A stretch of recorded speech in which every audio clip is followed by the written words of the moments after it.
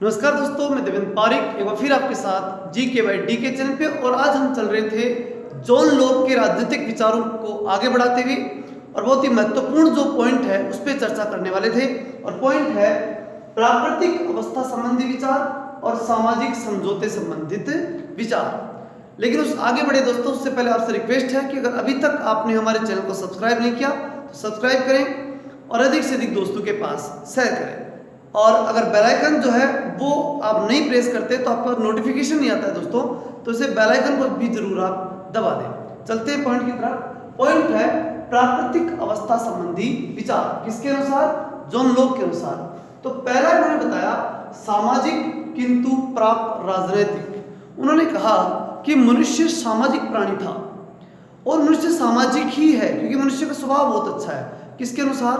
John Locke के अनुसार। लेकिन वो कहता है कि मनुष्य प्राप्त राजनीतिक था, अर्थात उसने एक राजनीतिक रूप धारण नहीं किया था।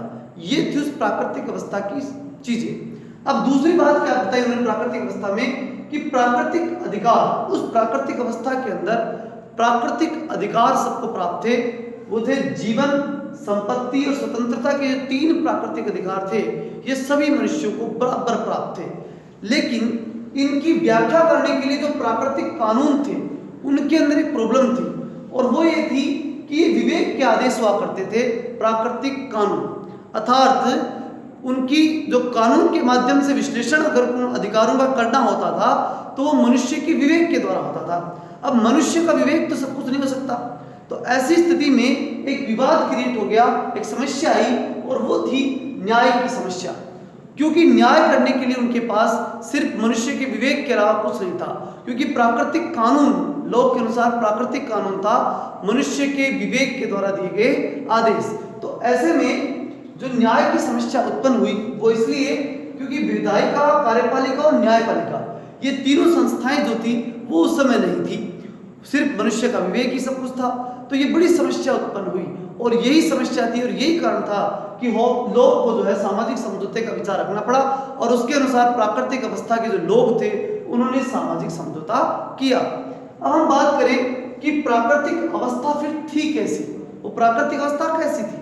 तो देखिए, लोग के अनुसार प्राकृतिक अवस्था बहुत शांत थी, सद इच्छा से युक्त थी, अर्थात सब सारे के सारे मनुष्य सद इच्छा वाले थे, अच्छी इच्छा वाले थे, और पारस्परिक सुरक्षा अर्थात सब एक दूसरे की सुरक्षा की भावना रखते थे, सब एक दूसरे का संरक्षण करते थे। ये बात उसने प्राकृतिक अवस्था के रूप में मानी। किसने? जॉन लॉक ने। अब बात आती है कि जो प्राकृतिक अवस्था की जो समस्याएं थी उनको दूर करने के लिए मनुष्य ने क्या किया? सामाजिक समझौता किया। और इस सामाजिक समझौते के बारे में जॉन लॉक ने कहा कि इसका कारण जो था वो था कार्यपालिका, व्यवस्थापिका और न्यायपालिका का अभाव। ये बहुत बड़ा अभाव जॉन लॉक ने स्वीकार किया, और उन्होंने कहा कि इस समस्या को दूर करने के लिए किया गया समझौता। अब समझौता कैसे हुआ? तो समझौते उन्होंने बताया कि 2 समझौते हुए। ध्यान रखिएगा दोस्तों, ट्रेटाइज ऑन सिविल गवर्नमेंट, ये पुस्तक जो है वो जॉन लॉक की है, इस बात को भी आप अच्छे से याद रखिएगा। और 2 समझौते, 2 कॉन्ट्रैक्ट भी आप ध्यान रखिएगा, वो भी किसके हैं? जॉन लॉक के। तो इसके अंदर एक बड़ी इंपॉर्टेंट बात है, 2 समझौते कौन से हुए? पहला समझौता हुआ नागरिक समझौता, अर्थात नागरिकों में आपसी समझौता।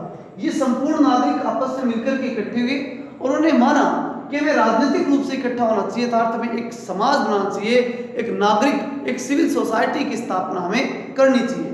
और उन्होंने एक नागरिक समाज बनाया, आपस में समझौता किया, और एक दूसरे की सुरक्षा के लिए उन्होंने नागरिक समाज बनाया।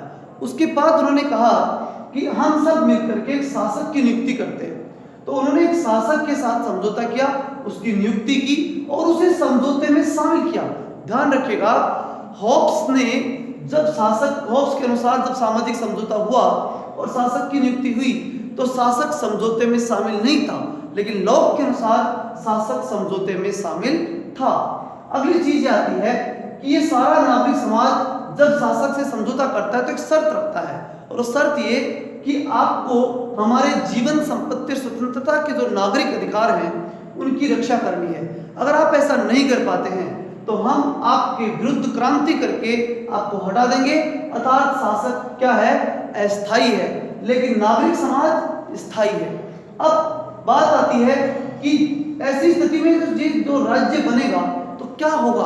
तो देखिए सबसे इंपॉर्टेंट चीज वो ये कि इस अवस्था में, इस समझौते के तहत समाज, राज्य और सरकार तीनों चीजों में अंतर हुआ। कैसे हुआ? देखिए समाज, ये नागरिक समाज बना, राज्य, नागरिक समाज प्लस शासन दोनों मिलके क्या बने? राज्य। सरकार, ये अकेली क्या है? सरकार। ठीक है, तो समाज बना, सरकार बना और दोनों से मिलकर के जो है वो क्या बना? राज्य बना। तो ये तीनों में अंतर हो गया यहाँ, लेकिन होब्स ने ऐसा कोई अंतर नहीं माना, बल्कि लोग ने माना। दूसरी चीज, सरकार जनता के लिए कार्य करेगी निश्चित रूप से, क्योंकि जब सरकार जनता के लिए काम नहीं करेगी तो जनता क्या कर देगी?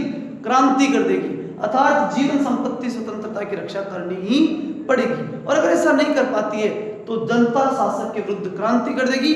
और इसी कारण से जॉन लॉक को क्रांति का दार्शनिक कहा जाता है। ठीक है दोस्तों, आज के लिए काफी। लगातार देखते रहने के लिए जय हिंद, जय भारत।